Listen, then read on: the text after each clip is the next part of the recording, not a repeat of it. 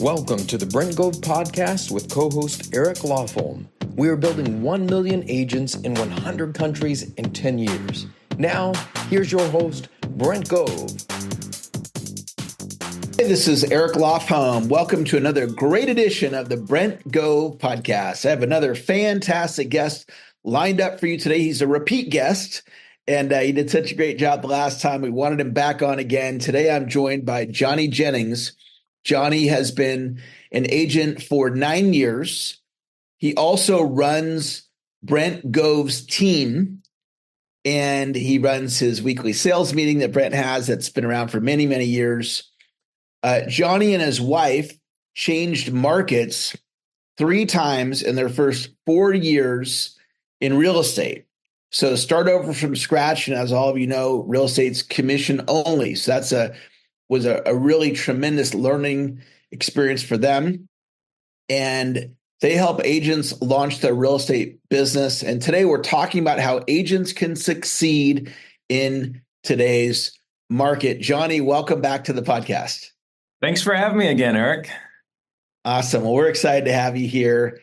And I loved what I shared in the opening there about how you went to these 3 different markets in 4 years, starting over from scratch. So why don't you just talk about that? What caused you to relocate a couple different times? And what are some of the key things that you can share with our listeners about how to build their businesses in today's market? Yeah, absolutely. So just to put it in context, Valor and I are very loyal people. It wasn't like we were brokerage hopping in the same town. The first brokerage I was with, it was in the small rural town in Central California where I was born and raised, and went to the premier brokerage in town, and that's where we got started, and we saw success, relatively quickly. But then during that time, Valor and I had traveled all 50 states together. It was a series of trips. It wasn't like we just got in an RV and just toured the country. It was a series of planned trips, and we were trying to figure out where we wanted to live. And so at the end of that, we said, hey, we're going to move. And so we moved to a completely different market. And that's where we joined our second brokerage. 100% commission-based. We didn't know anybody. We didn't know how to get to the grocery store, the gas station, and we're in this market trying to sell houses. And then fast forward 18 months, that brokerage went out of business. And so we said, hey, you know what? We've been working in a market. We've been here that we don't really like. Let's actually focus on an area where we would like. So we changed brokerages to EXP at that time. It's right before that was when I had met Brent, and we established a friendship, and then came over to EXP, and we were up and running. So we've been currently operating in the market where we've been based out of now for since we joined EXP. So that would have been August of 2019. So what I like to tell agents all the time is, and since, by the way, just put now fast forward August 2019. 2021, we were ranked the best real estate team in our area. We've been named that a number of times since. We didn't have a single Google review, and now we have more Google reviews than anybody else in our region. And so we're the number 1 Google ranked team. And all this happened. And what we do is we help agents with that growth, agents on our team. So we consider ourselves to be a launching platform for agents. Because when we change markets 3 times, imagine having a boutique coffee shop, let's say geographically in Los Angeles. Nobody knows who you are. You have to get all the eyeballs, all the attention, change people's patterns. Now they're coming into your coffee shop, and then you change it to San Francisco. Just one day you up and move. You can't use those same clients. Like, you have to establish a new client base. You have to be involved in the community. And then let's say you yank that coffee shop and plant it in Roseville. And so that's essentially what we did. So 3 times in 4 years, we got really good at starting a real estate business quickly and profitably. And that's what we help agents do. So they join the team, we help them get going, and then they launch their careers as solo agents here at EXP. So do you mind if I share a little bit about like how we do that, Eric? Yeah, I'd love to hear that. Okay, so how we do that is it's so important. Brent has a quote that he says repeatedly, and it's so true. And it's, if you want to go fast, go alone. If you want to go far, go together. And what that has to do with my real estate career and the agents we help is a big differentiator between my real estate career and maybe another agent's career is that I always had somebody to run with. I always had Valerie, my wife. She's a fellow real estate broker, and she's a phenomenal agent. And so there was always that built-in accountability, because is Johnny going out and doing anything to move the needle in business, or is he kicking back smoking cigars? Is Valerie going out doing anything to move the needle in our business, or is she attending yoga classes? And so there was that built-in accountability, and also there was no safety net. And I'm not a big proponent of agents just jumping into the industry and, leaping and hoping the net will appear, burning the boats. I don't think I've seen that fail too many times. And so what we recommend is, if you're looking to transition into real estate, keep that job, have a side hustle, figure it out until you have at least 90 days of reserves. Ideally, you want 6 months, 180 days of reserves built up before you go full-time in real estate. So that way you're able to focus on real estate without the distraction of paying your mortgage, paying your bills, putting gas in the car so you can get to an open house.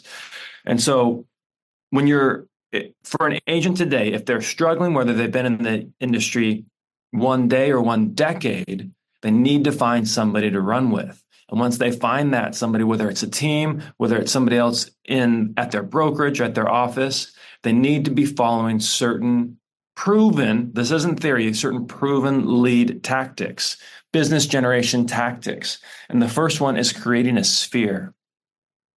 I don't know. So I recently acquired a guy's business. I bought his database.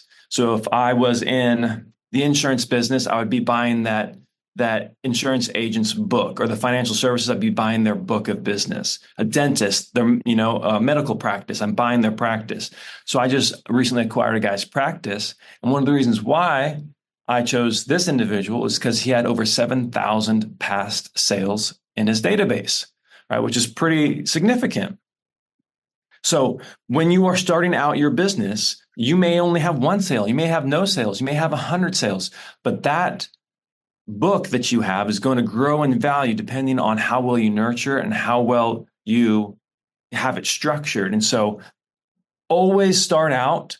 And if you have been in the business a while, go back and create that database, start marketing to that database, give them calls every 90 days. It doesn't have to be huge. It doesn't have to be a massive database. I've heard a dear friend of mine, Gail DeMarco, she recently pared back her database. She knocked it down from, well over to, I think, a few thousand people down to 600. So think quality, not quantity, and reach out to them every 90 days.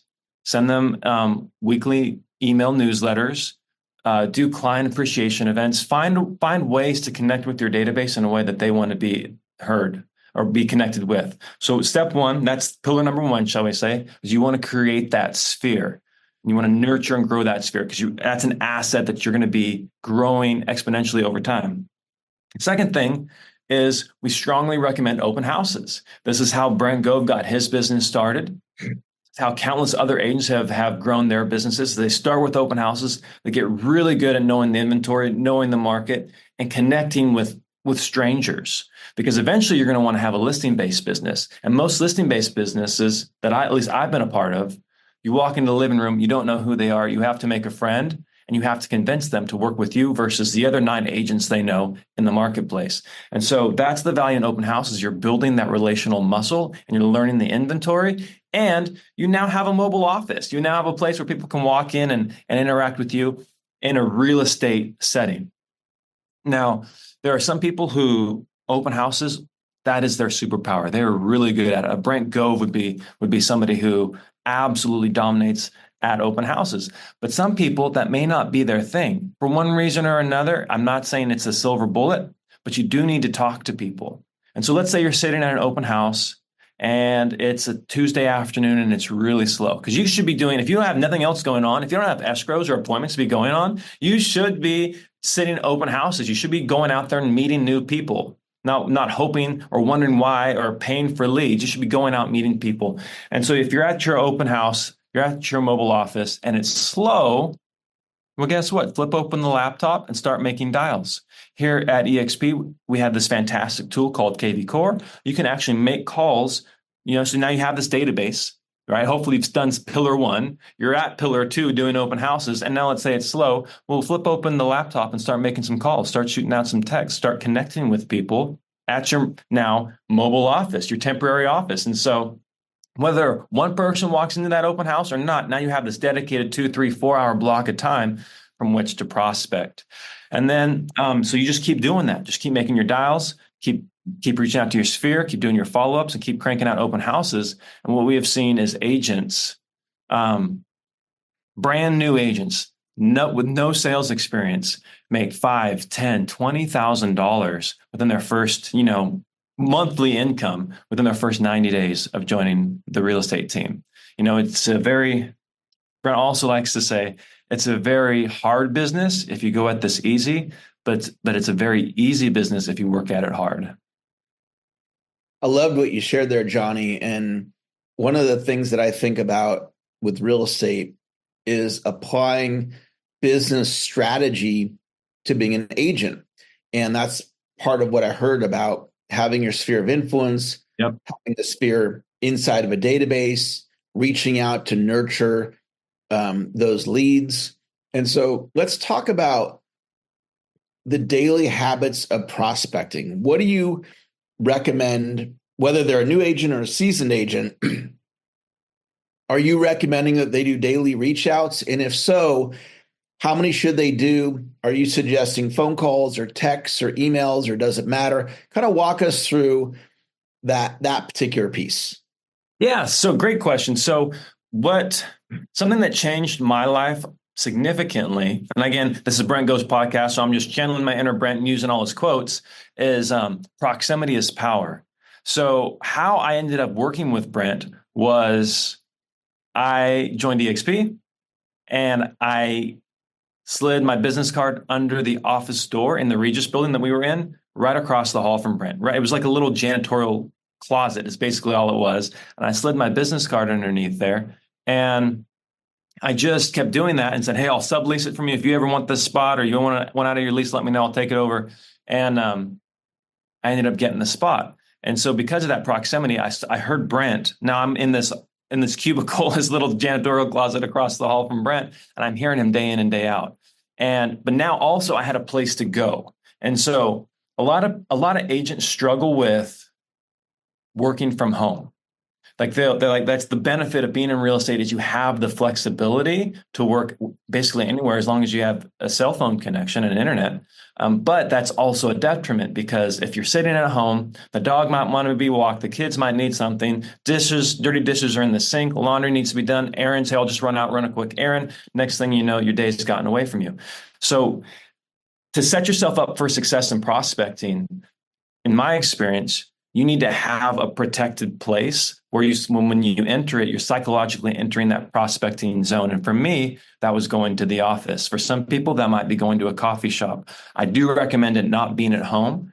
I haven't seen a whole lot of people succeed with that unless they're working for somebody and that person has like some type of software on their computer where they're monitoring their productivity and they're being bonused or penalized based off their productivity, which is not real estate. We're independent contractors. So go to a place where you'll have fewer distractions and where you can make your calls. Now, as far as what do those calls look like? Some people recommend, doing the heavy calls first, the hardest calls first. Some people save the best for last. As long as you're making your calls to us, we really don't care the order that they're made in. But what we're more focused on is the level of activity. If you're not seeing the results that you want to see, because everybody has different goals. Some people want to make, $50,000 and just pay for vacations and maybe some healthcare in their family's household, right? Some people want to make $500,000. The amount of work that it's going to take to do earn $50,000 versus $500,000 is going to be different.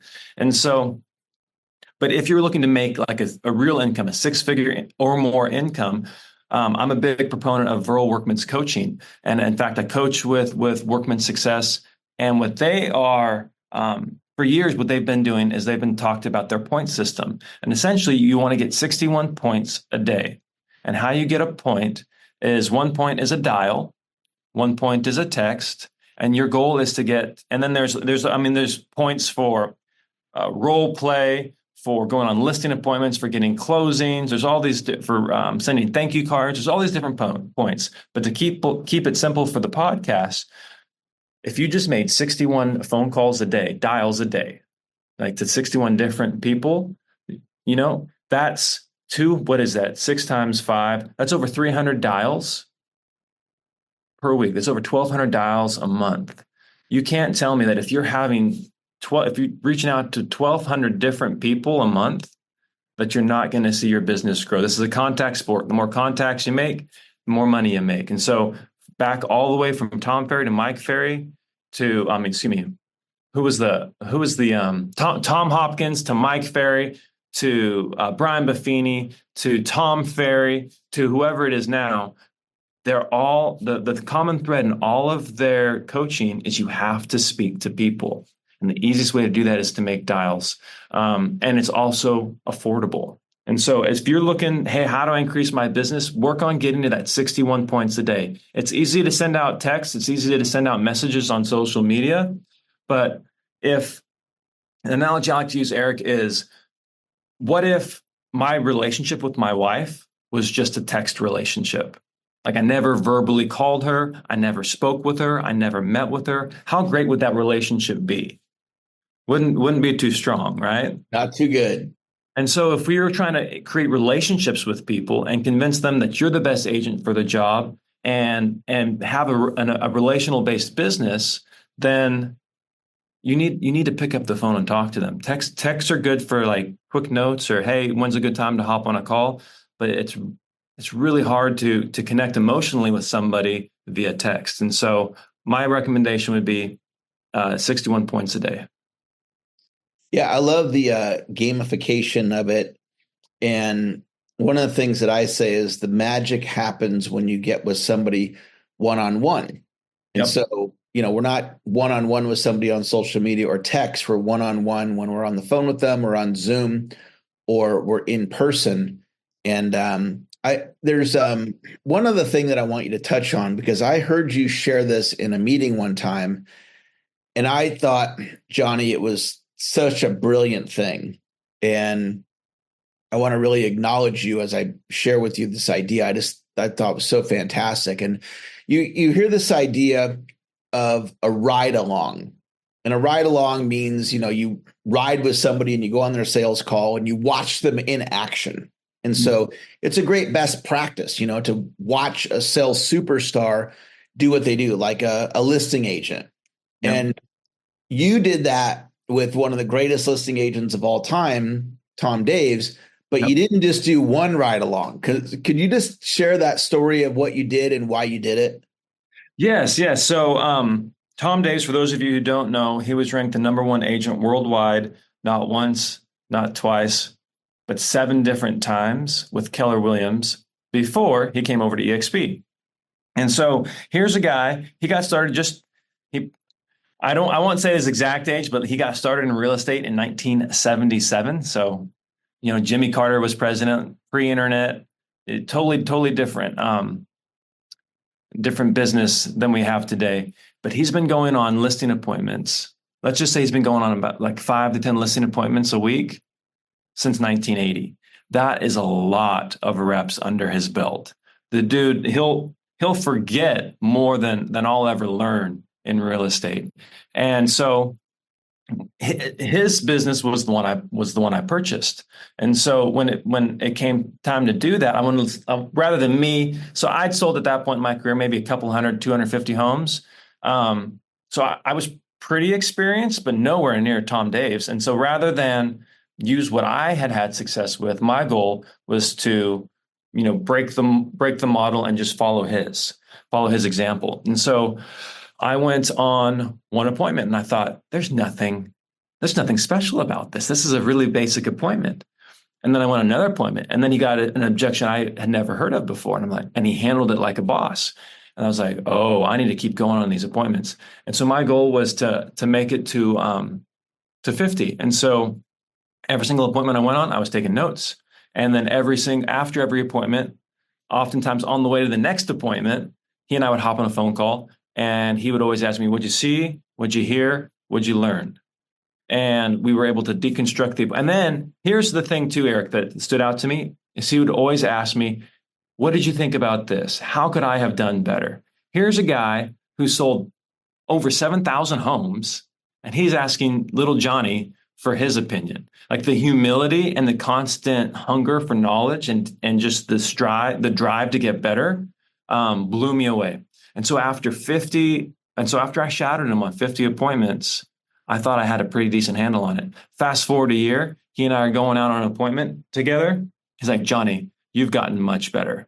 You've gotten much better than you were a year ago. And so it's kind of great to see that come full circle, because now I'm asking him, what you hear, what you see, what you learn. And I'm trying to strive to get better every day. But it goes back to wanting to having somebody to run with.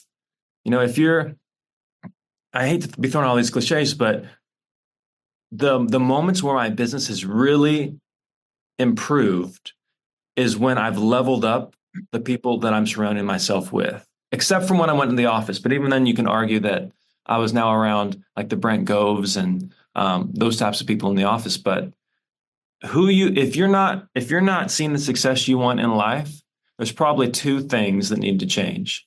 One, and this could be relational, this could be fitness wise, this could be real estate wise. One, you're probably not putting in enough work to see the desired outcome. I see so many agents. So I have an ISA. So we have a team of ISAs that help set appointments for our agents.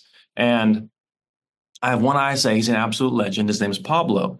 And Pablo probably makes 10 to 20% more dials than everybody else, but he does it consistently. And he's done it now for over a year. And he sets almost as much appointments as the other 4 ISAs on the team. So he's only doing 20% more work, but he's getting 4 times the results. And so oftentimes, if you're not seeing the success you want, you just need to up that level of action. And you'll be surprised that if you're able to sustain that higher level of action long enough, you'll see those changes. And the second thing is you need to get around new people. You need to get around people who want the same types of things you want or have already achieved those things. Because if you're hanging around with people who are always asking you to hang out on an evening or a weekends or go on vacation or take it easy or you work too hard, but you're not seeing the success or you don't have the availability in terms of digits in your bank account to do both those things, go on vacation and grow a real estate business, you're going to need to pick. And so that ride along with Tom was me elevating my environment, and since then it's paid off in spades, and it didn't cost anything. That's what's crazy is he wasn't like charging me per ride. I just had to pay my gas to get there, and I just sat there and shut up and listened and learned. And we offer the same thing for our agents as well. If they want to shadow me on a listing appointment, they're more than welcome to. We go on a number of them every single week, and so they just show up. They sit and they listen and they learn, and they get to experience without a listing appointment without the pressure of having to perform. Incredible ideas, Johnny. I want to just recap a couple of things that Johnny said to make sure that all of you listeners really got the gold that Johnny shared with us today. Johnny intentionally built relationship with Brent Gove and Tom Daves. These are 2, I'm going to call them legends in the real estate business. And it's not like Brent called up Johnny and was like, hey, let's start spending much time together. Johnny pursued that and he created that relationship, and he created the relationship with Tom Daves. So who could you go in your marketplace and create relationship with? Yep. Love that. And then the ride along idea, just doing one ride along was extraordinary. Johnny did 50. Okay. 50. Like that is so extraordinary. And anybody could do that if you built the relationship with somebody like a Tom Daves, but who does that, right? Johnny does it. And that's why he is successful. That's why he's a guest on the podcast. That's why Brent hand selected him to lead his sales team. And Johnny's just a tremendous success. Tom Daves hand selects Johnny to take his business as Tom's off doing focusing on other aspects of his life, including recruiting for EXP. So Johnny, just tremendous content that you shared. My hope is that the listeners really got the value that you brought, because you brought the fire today, my friend. Thank you so much. It was a pleasure being on again. Fantastic. Well, that's going to wrap up another great edition of the Brent Gove podcast. As I always like to wrap up these episodes, I encourage you to share this podcast episode with your team and with your organization. I also encourage you to listen to the podcast multiple times so you can get the best ideas that Johnny was sharing you into your subconscious mind. Until the next time, we're signing off for the Brent Gove podcast. Have a great day. Bye-bye. Okay, so here's the deal. We have incredible information, video content on my YouTube channel. Go over there and make sure you subscribe. And it's vital that you ring the bell. If you ring that bell every time I put out new content, it's actually going to notify you and you can get the latest and greatest of what's happening at EXP. Now, don't forget to like me on Facebook so you can also get that content, and then follow me on Instagram. We're hitting everybody high, low, and in between. We're trying to get the information out there so you can build big businesses, revenue share organizations. So go to YouTube right now. Please subscribe and ring that bell. Like me on Facebook and follow me on Instagram. We'll see you out there.